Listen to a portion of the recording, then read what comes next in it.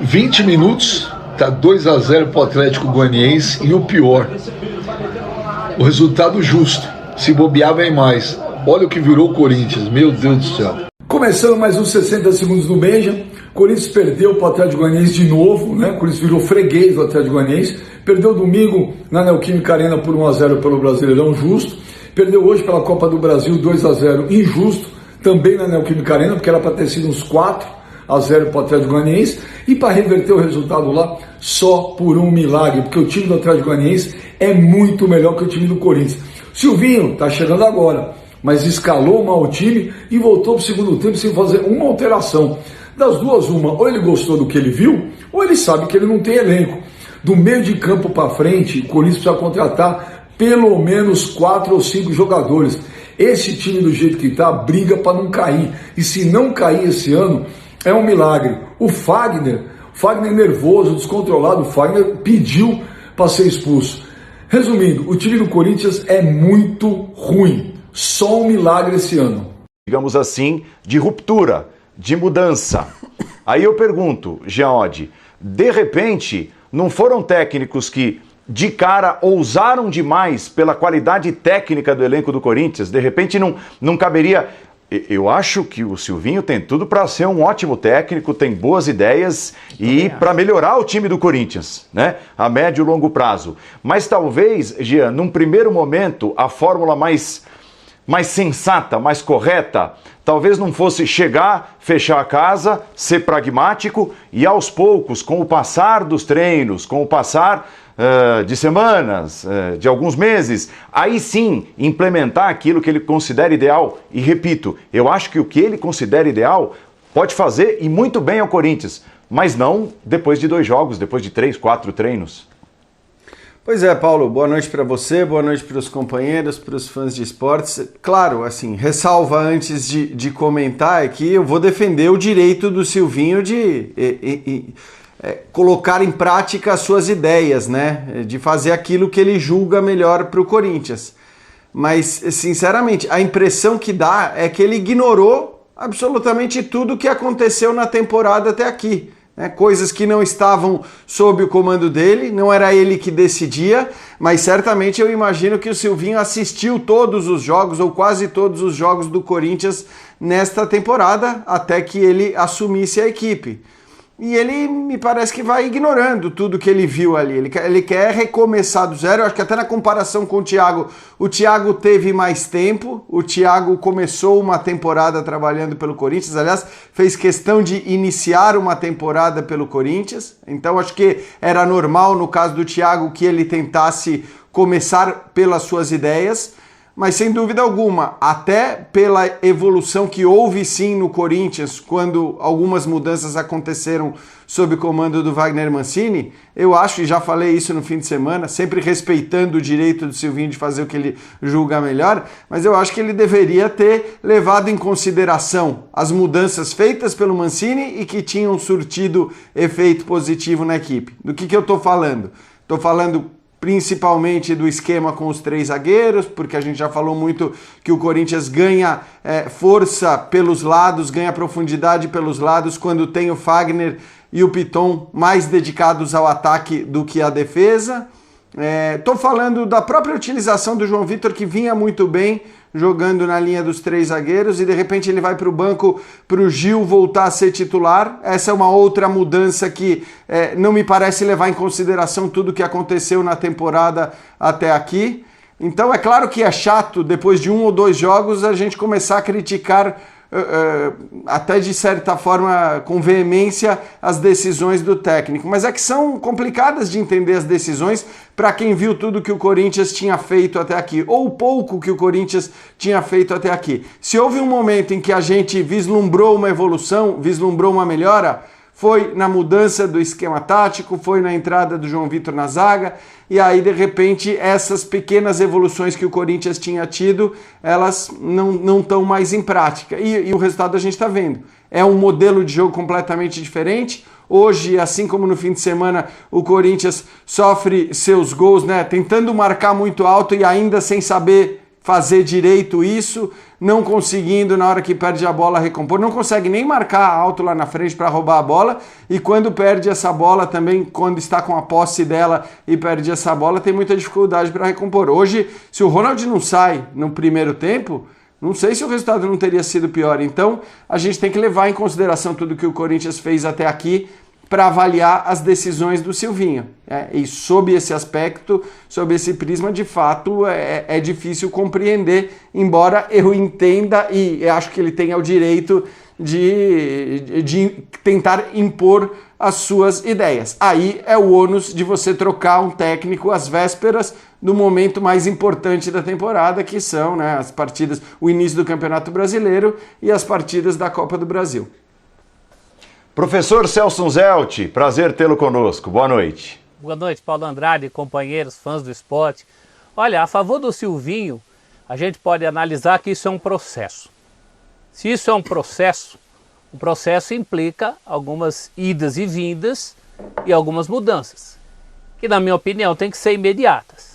O direito de cada um termina quando começa o direito do outro. Eu quero dizer que o direito autoral do técnico termina quando esse direito autoral começa a prejudicar o objetivo final, que é o clube, que é o trabalho, que é o time de futebol, se haver melhor do que o Corinthians tem jogado nas últimas partidas. Acho que não é nenhuma caixa preta, nenhuma caixa de Pandora, nenhuma surpresa saber que o Corinthians perderia profundidade se o Fagner não apoiar como apoiava no esquema anterior. Não é nenhuma surpresa que o Piton é um jogador mais eficiente no 3-5-2 do que na linha de 4. É só você analisar o trabalho anterior do Mancini, como ele trabalhava com o Piton e como ele trabalhava com o Fábio Santos. Não é nenhuma surpresa que o garoto Raul Gustavo, embora voluntarioso, esteja jogando menos que o João Vitor. Eu nem estou falando da questão do Gil. Não é nenhuma surpresa que, já que a escalação com o centroavante flutuante, com o falso 9, seja lá como você quiser chamar isso, não está funcionando, e o Jô entra numa altura do jogo já depois dos 40 do segundo tempo. Então o Silvinho, nesse começo de trabalho, ele me parece muito preso às suas ideias originais. Ele tinha que partir de alguma coisa. E eu acho também que se comprometeu demais em uma resposta na coletiva, em que deixou clara uma certa resistência em relação ao 3-5-2, que era o pouco que tinha funcionado nesse Corinthians. A gente costuma falar em tese, se um time jogar contra o outro 3 vezes, vai ganhar 2 ou vai ganhar as 3. Entre Corinthians e Atlético Goianiense, nós tivemos a chance, já tivemos a chance, independentemente do que o Corinthians fizer na terceira partida, ele já perdeu 2, e as 2 em casa.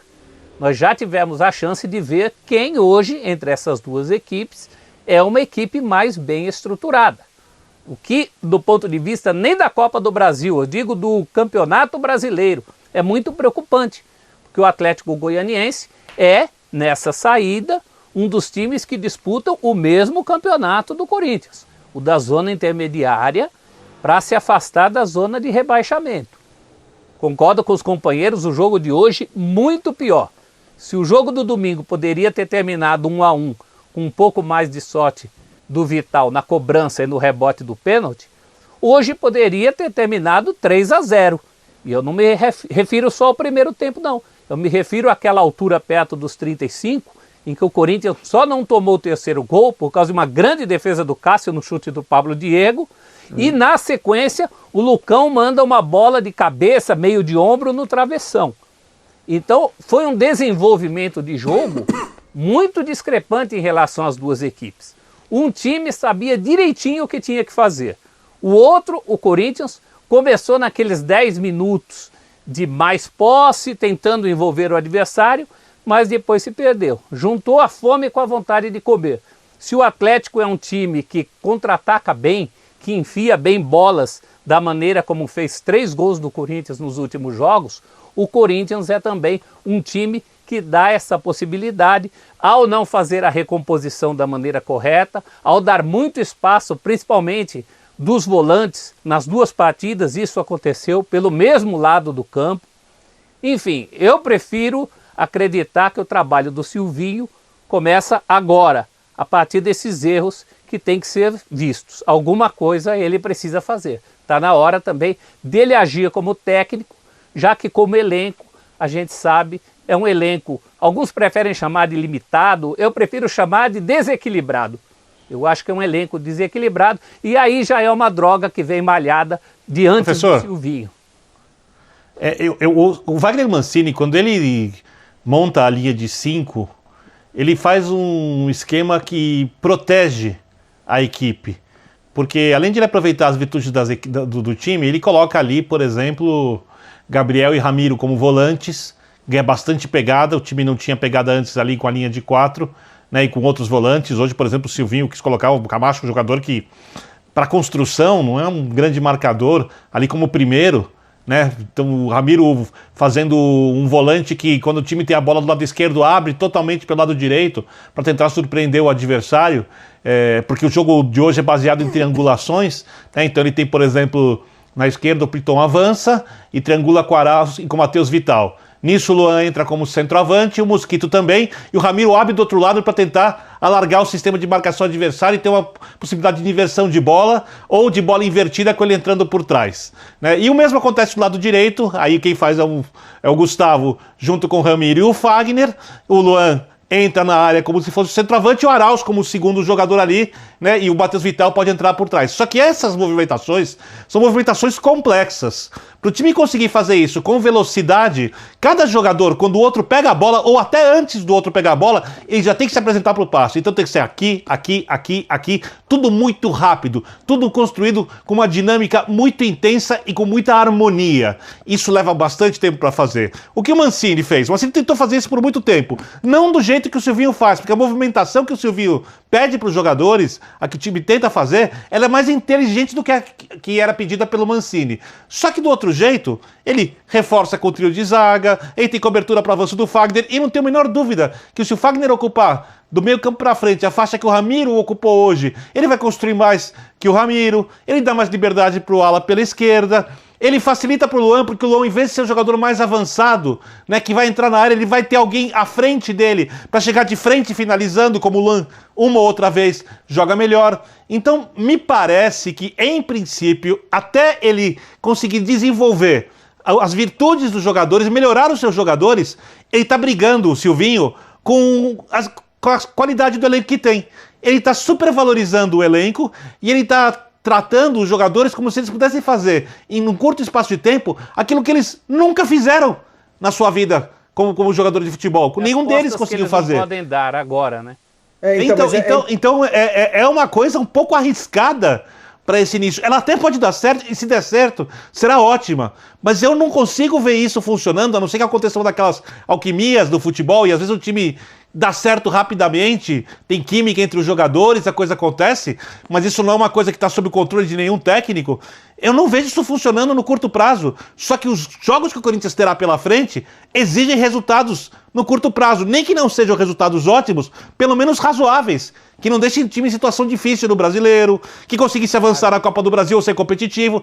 Quer dizer, eu acho que a gente, como disse o Jean, a gente não pode falar o técnico não serve. Ao contrário, o Silvinho é um cara com boas ideias, com ótimo potencial. Só que a gente acha que pode criticar essas primeiras decisões, porque nós discordamos dela, ou eu discordo delas. Se alguém não concorda, pode falar aqui. Então, eu acho que ele não está num bom caminho no início. Mas eu acho assim, o Silvinho só tem que lembrar que ele teve um início muito breve no Lyon, um início que durou 11 jogos, e depois de 11 jogos ele acabou sendo demitido, e ele tem que lembrar que ele está no Brasil. E isso não é bom para técnico nenhum. Estar no Brasil significa uma pressão totalmente insana, uma pressão fora do comum, Repito, eu vou insistir aqui sempre. O Cuca, com 10 jogos, tinha gente pedindo a demissão dele no Atlético. O Cuca, um técnico que a gente já sabe, né, o tamanho que tem, o potencial que tem, um cara já formado e tudo mais. Então, acho que o Silvinho tem que pensar um pouco nele também, né? Porque é uma loucura. Você começa a correr risco muito rapidamente. Eu odeio falar isso porque, repito, eu acho que ele tem que ter todo o direito de implementar o seu trabalho, de fazer o que ele julga melhor para o Corinthians. Ele acabou de chegar e ele tem que ter esse direito. mas ele precisa considerar o contexto no qual ele está inserido, a insanidade que costuma cercar o trabalho de qualquer treinador e também o fato dele ter começado a sua experiência como técnico com uma passagem muito breve de apenas 11 jogos no Lyon. Ele precisa ser talvez mais pragmático, né? E tentar talvez fazer as coisas aos poucos, fazer mais lentamente. É um contexto complicado também porque é o que a gente sempre fala, treinar, então não vai conseguir escalar um time e ir treinando, né, para buscar o modelo ideal de jogo que ele julga necessário.